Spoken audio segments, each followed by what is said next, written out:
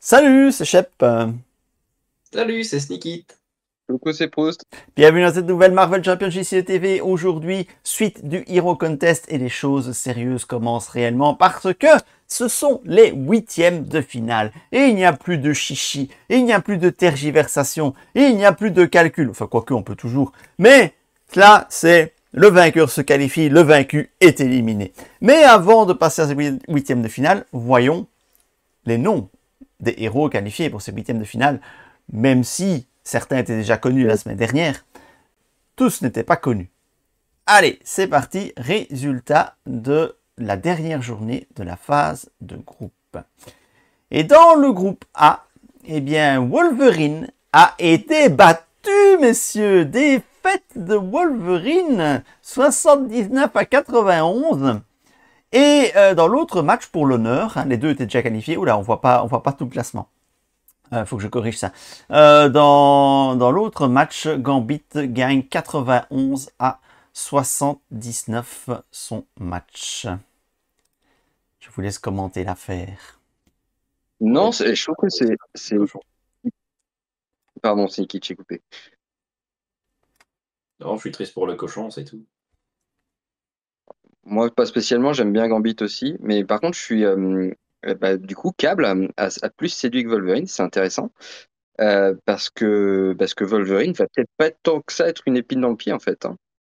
J'adore Cable, cela dit. Mais... Attention, il y a peut-être du vote stratégique aussi là-dedans. Hein. Je me souviens que j'avais lobbyé pour dire que pour éviter un duel déchirant en huitième de finale, il serait bien que Wolverine finisse deuxième. Donc peut-être que j'ai été entendu. J'aime croire que j'ai été entendu là-dessus. Et t'as raison. Je ne sais plus qui était dans le groupe 2. Ah, il y avait Ghost Spider, je crois, non? Ghost Spider et c'était Ghost Spider et Spider-Woman. Et je voulais éviter un match Wolverine-Spider-Woman. Et donc j'avais encouragé à ce que ça ne se produise pas. Voilà. Ouais. Alors, je ne sais pas, il y a une espèce de... C'est très à la mode, les théories du complot, donc j'avance ma propre théorie du complot. Vous voyez, 79-91, 91-79, 91-79. Ce score va revenir plusieurs fois encore dans cette vidéo. Moi, je dis c'est un complot, parce que c'est le seul score, enfin non, c'est pas le seul, mais c'est un des seuls scores qui fait chier le Belge que je suis de devoir faire l'effort de parler votre langue, 79, 91, hein, alors que 91, c'est tellement mieux, 79, 91, c'est tellement mieux. Non, ne trouvez pas? On fait une économie de temps. Bon, allez, groupe 2. Donc les deux qualifiés ici, c'est Cab, première place du groupe qui affrontera le deuxième du groupe 2, et Wolverine, deuxième place du groupe qui affrontera la première place du groupe 1. Alors, du groupe 2. Le groupe B. Le groupe B, Ghost Spider affrontait Spider-Woman pour la première place. Et ce match a tenu toutes ses promesses. 87 à 83. C'est un score extrêmement serré. Et c'est Ghost Spider qui l'emporte. Dans l'autre match qui était pour le fun, 79-91. Tiens donc, cette fois-ci pour Miss Marvel. Ah oui, donc Strange finit dernier de son groupe avec 0 points. Hein. C'est ça. C'est peut-être un petit peu sévère. Un peu sévère, mais je suis content que Miss Marvel ait arraché cette petite victoire. Elle le méritait. C'est pas faux non plus. Oui, Sneaky. Donc, Sneaky, il a parlé. Sneaky t'a parlé. Vous m'entendez? Si, mais c'est parce que il y a eu un blanc. Donc, mais on t'entend. Voilà, donc Ghost Spider finit en tête du groupe et donc affrontera Wolverine en huitième de finale. Ça va être un beau match. Et puis Spider-Woman affrontera Cable en huitième de finale. Allez, Spider-Woman! Ah là là. C'est embêtant ça, parce que le Spider-Woman Cable, ça m'intéresse. Ah, c'est dur. Tu veux qu'on fasse les... On va faire tous les résultats d'abord. C'est plus simple dans ce cas-ci. Troisième groupe C. Le groupe C, Magic a éclaté Ant-Man 102 à 68. Et dans l'autre match, le match couperait, le match à élimination directe, 86-84, soit le plus petit écart possible avec un nombre pair de votants. On est passé à un cheveu, que dis-je, à un sourcil de match nul, du match nul. Mais c'est Nova qui remporte ce match 86-84 et donc élimine Bishop. Ultra serré. Et alors ce qui est assez amusant, c'est que Nova se qualifie avec un average négatif exactement, alors que Bishop est éliminé avec un average positif. Et voilà, c'est ça la beauté du contest. Donc Magic et Nova sont qualifiés. Ouais, je suis content pour Nova. Je suis content pour Nova, mais je trouve que vraiment, du paquet, Bishop est le meilleur entre Bishop et Magic, et je suis un peu déçu que ça se soit fait comme ça. Moi, si le groupe était, si je devais choisir dans le groupe, j'aurais choisi Bishop et Nova. Voilà, je suis un peu déçu que ce soit Magic qui soit placé. Mais on le savait déjà. Hein. Moi, je préfère Magic à Bishop, donc je suis fort content. Moi aussi, j'ai une préférence pour Bishop, mais bon, voilà, Magic, elle est populaire, hein, c'est Gandalf après tout, hein, donc, que veux-tu? Les gens aiment Gandalf. Alors, le groupe D. Le groupe D, les résultats de cette dernière journée.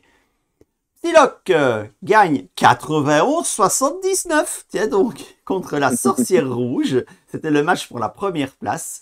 Donc, victoire de Psylocke, mais pas une victoire écrasante, c'est un match serré. Et dans le match pour le fun, Iceberg a confirmé qu'il était peut-être un petit peu tendre pour cette phase de poule en engrangeant une troisième défaite sévère contre Angel, 53-117. Qualifié, enfin, Psylocke. pour Angel est passé. Oui. Et la Sorcière Rouge sont donc qualifiés pour les huitièmes de finale. Et là aussi, je suis surpris parce que je pensais vraiment que Psylocke était la moins connue du dernier cycle, la moins jouée. Et le fait qu'elle batte la Sorcière Rouge, sauf si c'est stratégique, encore une fois, mais le fait qu'elle batte la Sorcière Rouge montre que si les gens l'ont joué, c'est intéressant. Et il aime bien, parce qu'elle le mérite. Hein. Je veux pas dire ça. Shep, il vote pour des gens qui n'ont jamais joué. Bah ouais. Mais là, c'est ça que Shep, par exemple, il a voté pour la Sorcière, et ça n'est pas passé. Tous les moyens sont tous les... la Sorcière dans son rétro gaming. J'ai bien aimé la Sorcière dans mon rétro gaming. Oui, c'était très chouette. Ouais, mais la Sorcière est quand même très populaire. Alors oui, peut-être que des gens n'ont jamais joué Psylocke, mais je doute que des gens qui n'ont joué que la Sorcière aient voté pour Psylocke. Donc ça montre quand même que Psylocke a été un peu joué. Enfin, j'en sais rien, tu me diras. On verra après. C'est peut-être du stratégique. C'est vrai que cette redondance du 91-79 laisse à penser qu'il y a peut-être un petit peu de stratégie. Voilà, il y a eu un complot en fait. Ils se sont tous consultés en fait, les votants. Voilà. Sans doute. Alors, on va passer au groupe E. Le groupe E. Je ne sais plus s'il y avait du suspense, mais c'était le groupe de X23. Et hop, X23 qui éclate, explose, écrabouille la pauvre Gamora 132-38. La correction. Et dans l'autre match, je ne suis pas d'accord. Moi si, victoire, je suis bien content. Voilà, on est bien hein, comme ça, Proust, tous les deux. Hein donc... Parce qu'il est noir, c'est ça hein.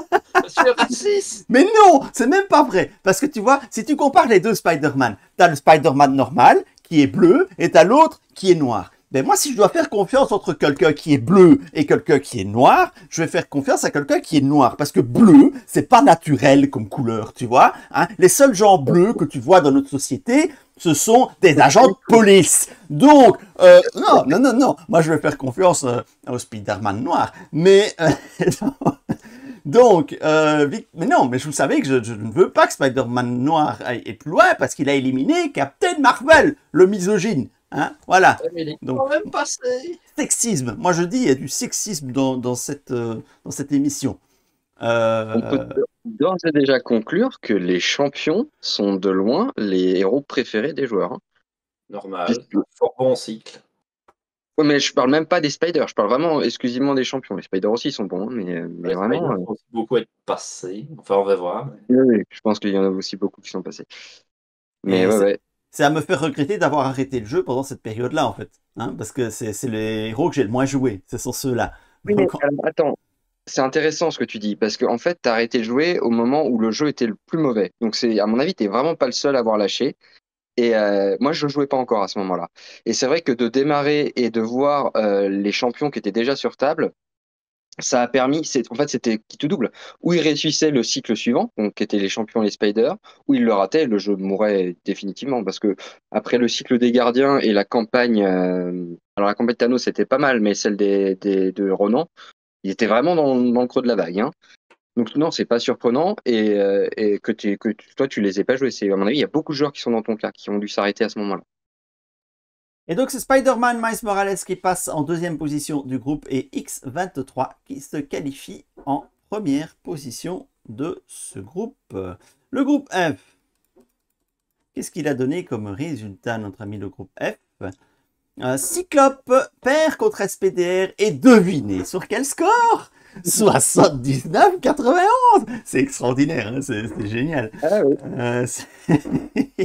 Et dans l'autre match, Colossus contre Adam Warlock était un match pour le fun, hein, parce qu'ici les qualifiés étaient déjà connus. Colossus perd 82-88 sur un match très serré contre Adam Warlock. Donc Adam Warlock est allé chercher une victoire contre Colossus. Donc qualifié, SPDR en première place et Cyclope en deuxième place. Oui, la surprise, c'est plus l'écart entre Adam Warlock et Colossus que la victoire d'Adam Warlock. Hein. Mais bon, j'aime bien Colossus, je l'avais défendu. Et je crois même que j'avais voté pour lui. Mais Adam Warlock n'est pas le plus populaire non plus. Je crois qu'il a ses C'est vrai. haters. Il a ses haters qui vont systématiquement voter contre lui parce que il faut réfléchir. Bon, alors, je fais des copains. Allez, bon, alors, cette chaîne ne va plus durer. Est-ce qu'on va tenir jusqu'aux 10 ans? Je ne sais même pas si on va tenir jusqu'aux 10 ans à ce rythme-là. Le groupe G. Le groupe G, c'est Iron... Ah oui, le groupe d'Iron Heart. Iron Heart qui a repris ses bonnes habitudes, hein, mettre au minimum 50 voix à son adversaire. Iron Heart 113-57 contre Vif Argent. Dans l'autre match, Iron Man a éclaté Malicia 119-51. Bon, les qualifiés n'étaient pas encore connus, mais il n'y avait plus vraiment beaucoup de suspense. Non, mais c'est intéressant là pour le coup qu'un boîte. Oui, j'y avais pas réfléchi, mais ça voulait forcément dire qu'Iron Man allait se qualifier. Et tant du corset, c'est une belle performance. Dernier rescapé du corset qui se qualifie donc pour les huitièmes de finale. C'est beau. Iron Man avait toujours fait top 4 minimum, a priori. Non, non, l'année dernière, il a été éliminé en quart de finale, je pense, de mémoire. Je te redirai ça après. Ouais. Donc voilà, les deux Iron sont qualifiés pour les huitièmes de finale. Et il nous reste les résultats du groupe H. Le groupe qui fume, c'est Domino et Captain America qui s'affrontaient dans un duel qu'on avait annoncé serré.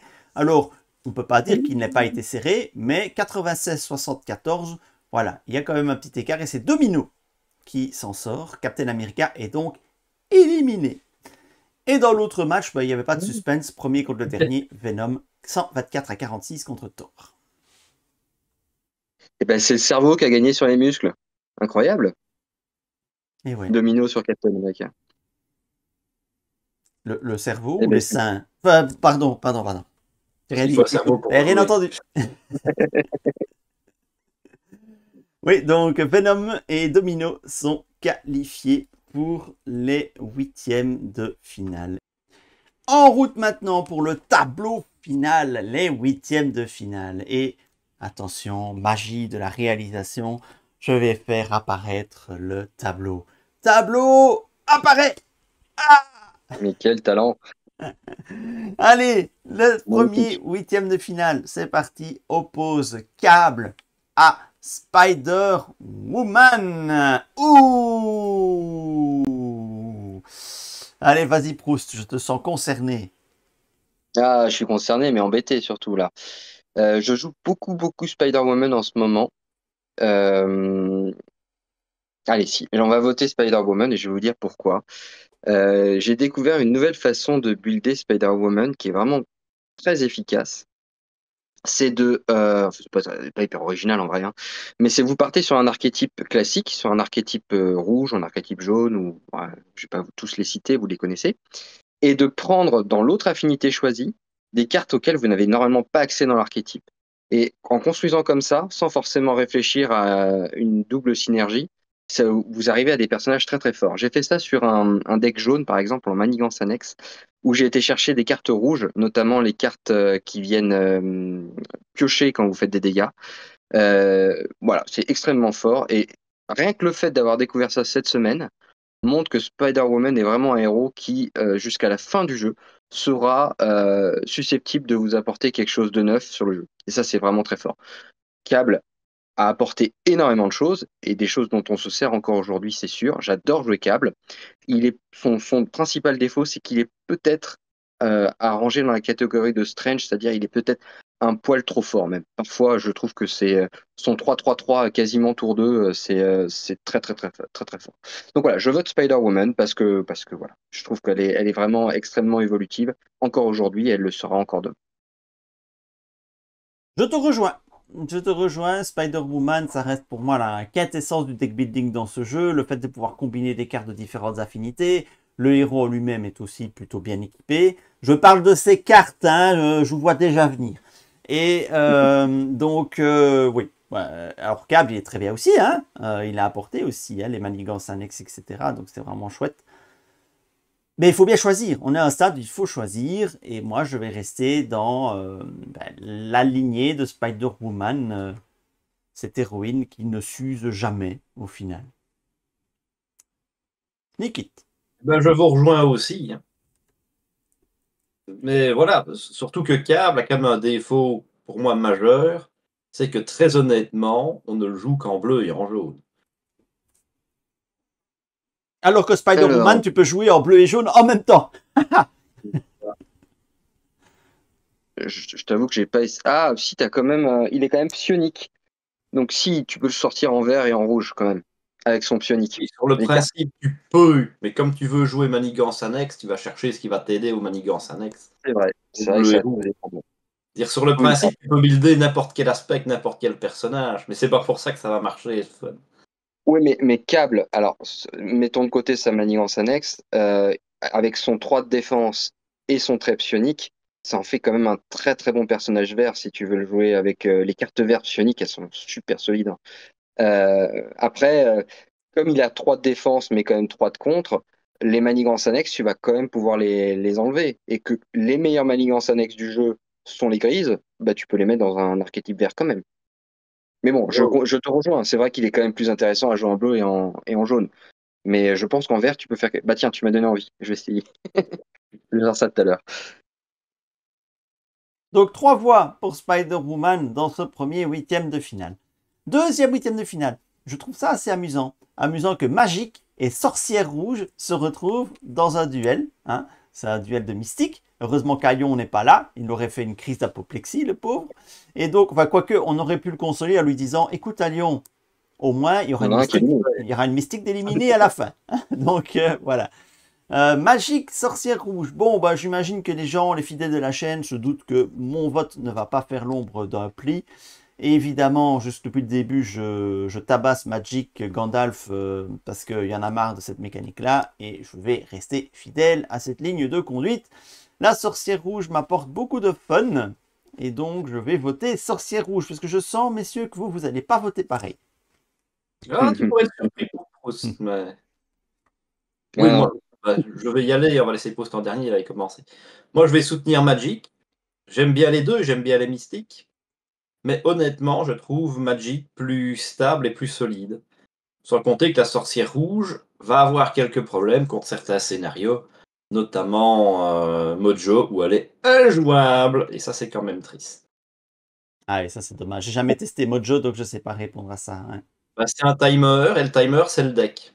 Donc si tu l'aides à le vider, bah, Ah t'as oui, perdu encore ouais, plus. effectivement.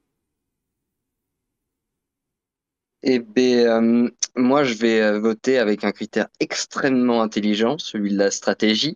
Ah, Non, toi. j'aime pas les deux personnages, mais comme je pense que la sorcière rouge a plus de chances de gagner, je vais donc voter Magic.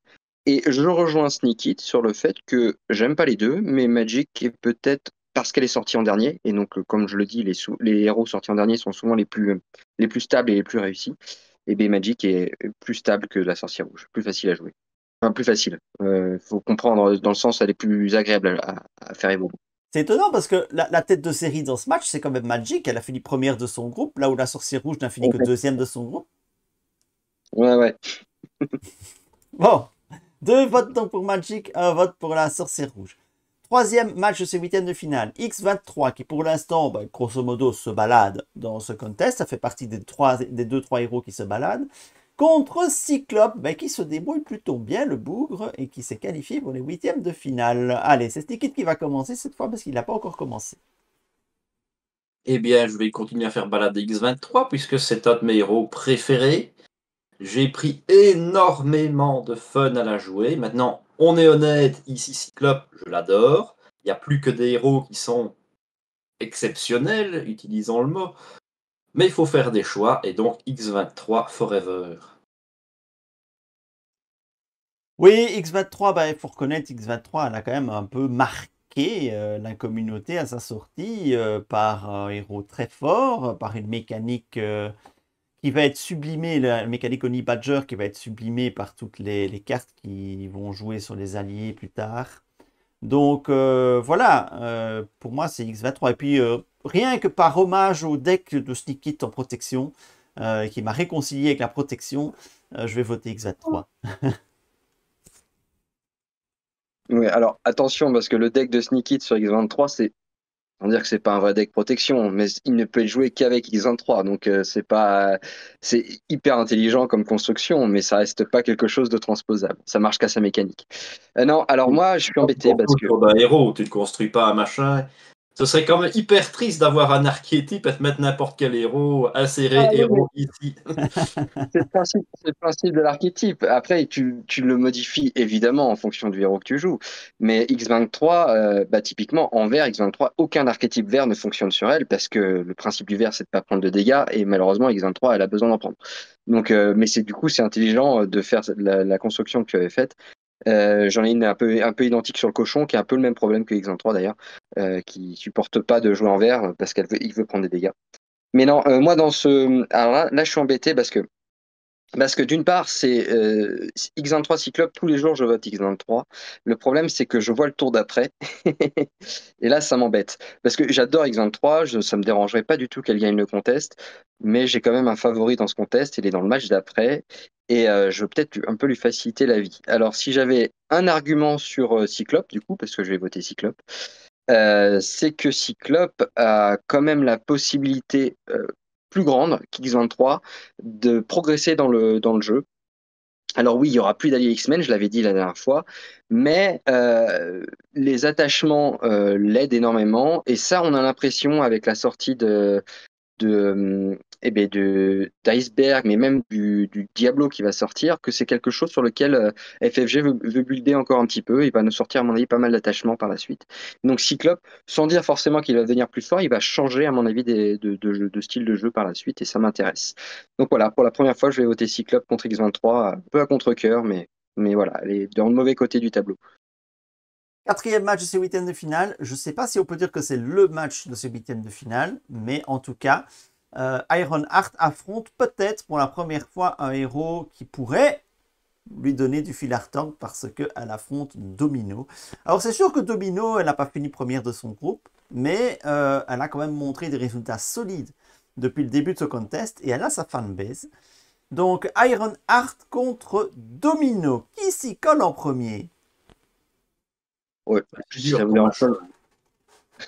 Et comme dit Proust, quand tu regardes ce match-là et le match qu'on va avoir en quart avec les deux, ça va piquer. Ouais, c'est la finale avant l'heure. Oui, J'avoue, clairement, hein, parce que là, on est dans la partie de tableau. Crème de la crème. Ouais. Bon, on va commencer par le mec qui connaît rien. Allez. Non, alors Ironheart, bon, j'ai déjà dit, je l'ai pas. Elle est sortie à l'époque où j'ai arrêté le jeu, donc du coup, j'ai un retard sur ce héros. Donc, c'est pas forcément un vote basé sur le comparatif. Comment? tu as de la chance de ne pas connaître Ironheart parce que tu vas pouvoir la découvrir. Et ça, Oui. c'est encore mieux. Effectivement. Par contre, j'ai joué Domino, parce que j'avais repris le jeu quand elle est sortie, et j'ai beaucoup aimé Domino. J'aime beaucoup la mécanique de Domino, c'est vraiment super chouette, super fun, ouais, j'aime bien. Donc, ne connaissant pas Ironheart, mais comme j'aime Domino, ben je vais voter pour Domino, parce que, voilà, je veux bien la voir continuer son parcours. Donc, je vote pour Domino.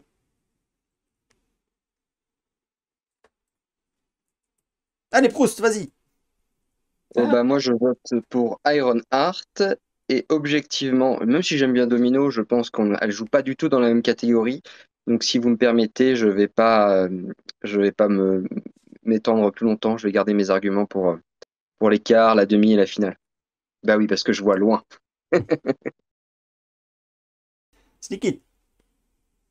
Ben, je vais aussi aller sur Ironheart. Oh, mais gros dégueulasse, allez sur Ironheart. Bon, allez, sur ce. Bon, la suite. Deuxième moitié du tableau.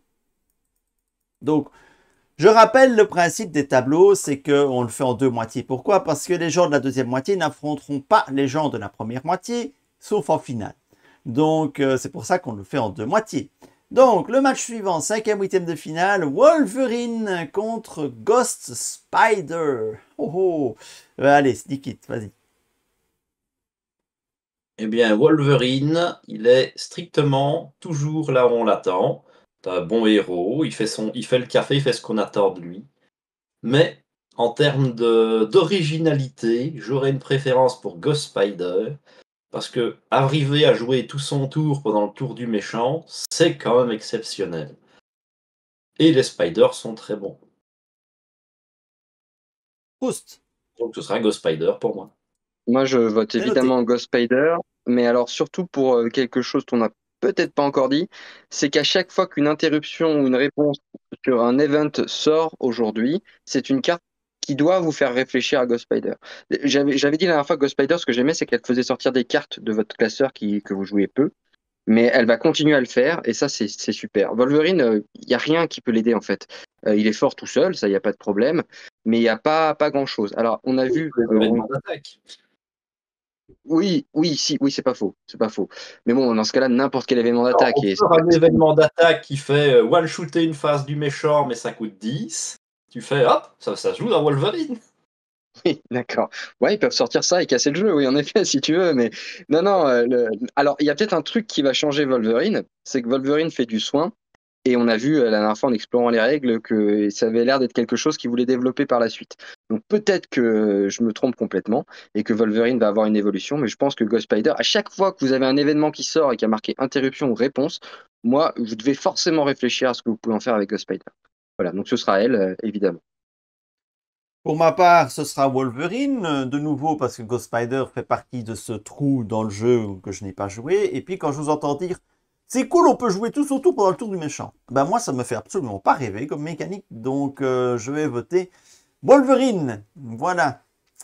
Alors, Attention, on peut, mais on n'est pas obligé. oui, on peut, mais bon, quelque part, on sent que le héros, de ce que je vous entends, le héros a l'air vachement designé pour ça quand même. Donc, je crois que Ghost Spider, j'avais même pas fait l'open the box. C'est vous dire à quel point ma méconnaissance de ce héros est grande.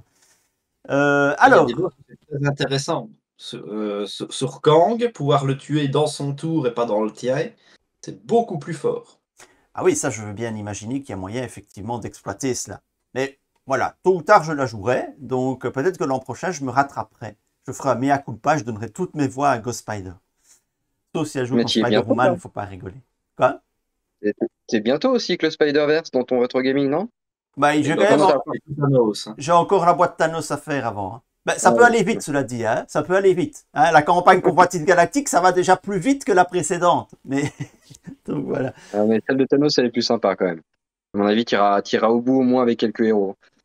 Alors, match suivant, Nova contre Psylocke. Allez, j'y vais Aïe. pour celui-là.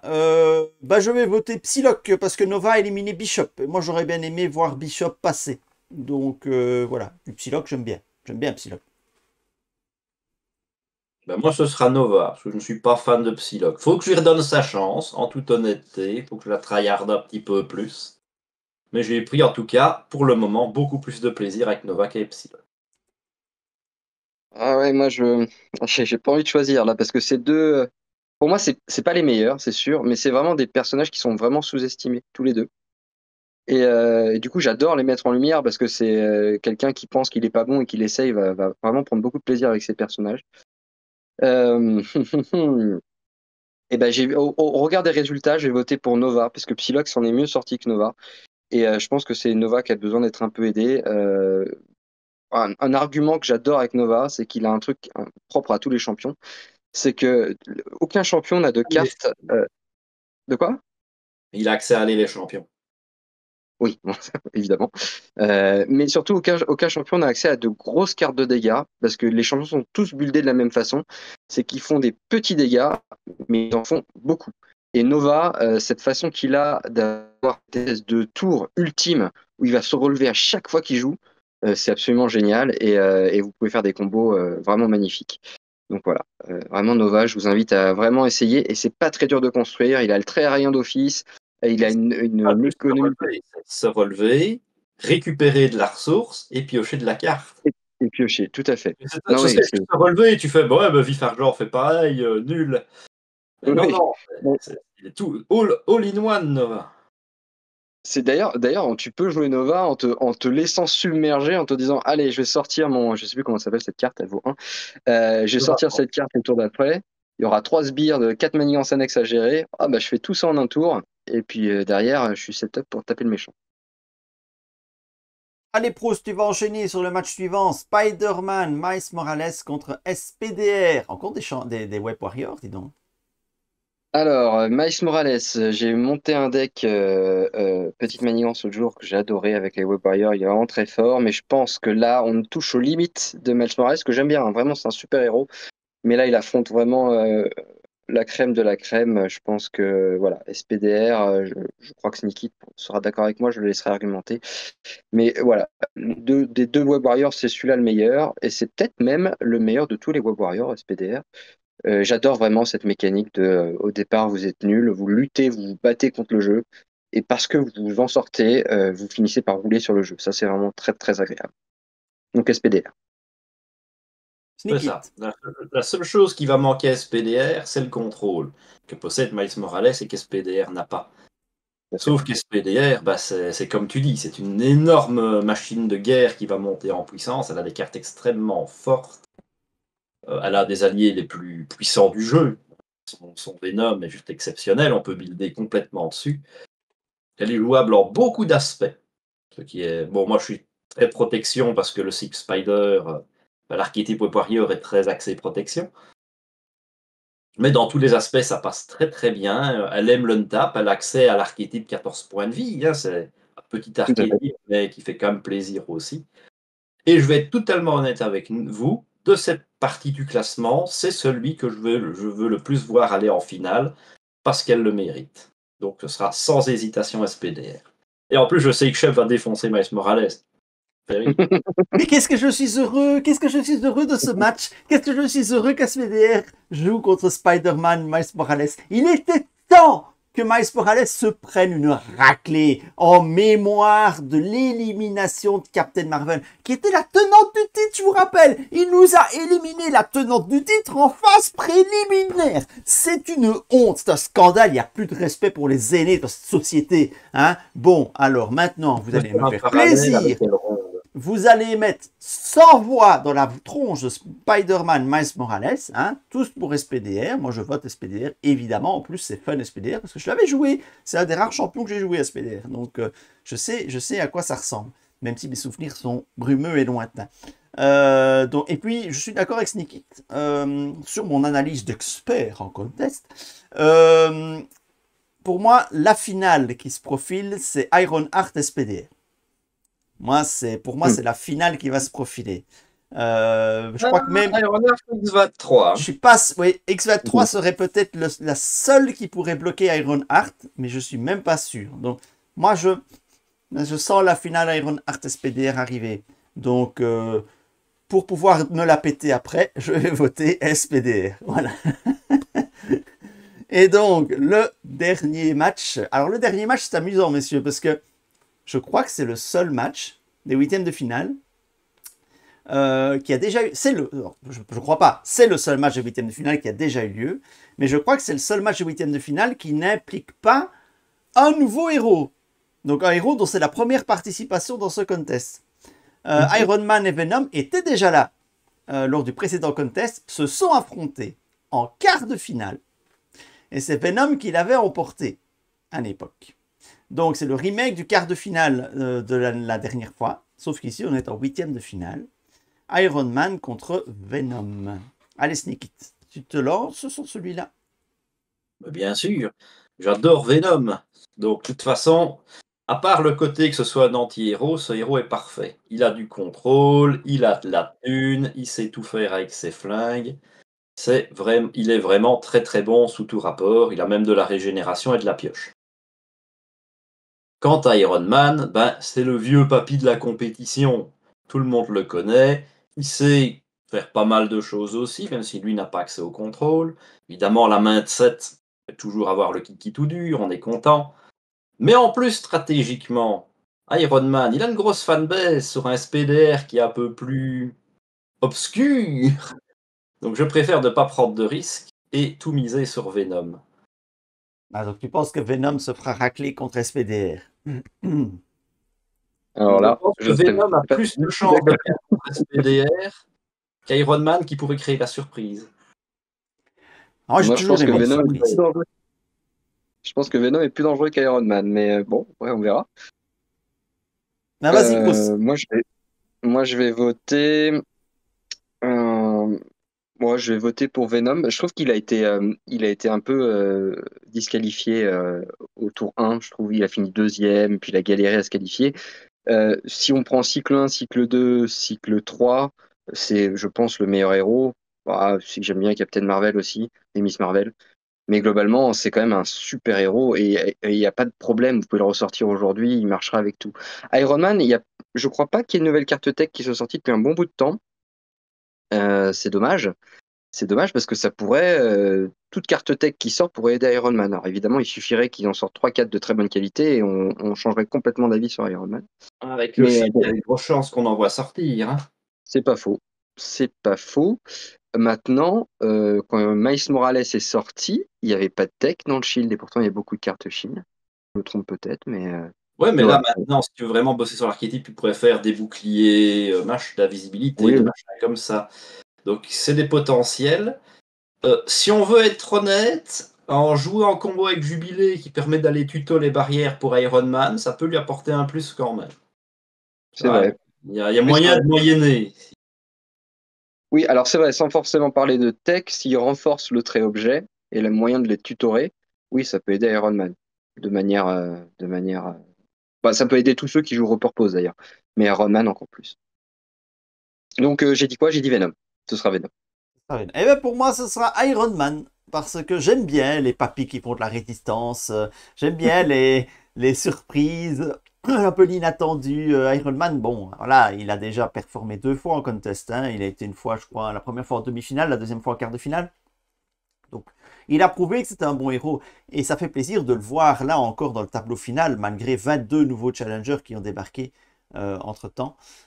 Et donc, ben, je l'aime bien. Je l'aime bien. Or, Venom, il est très fort, évidemment.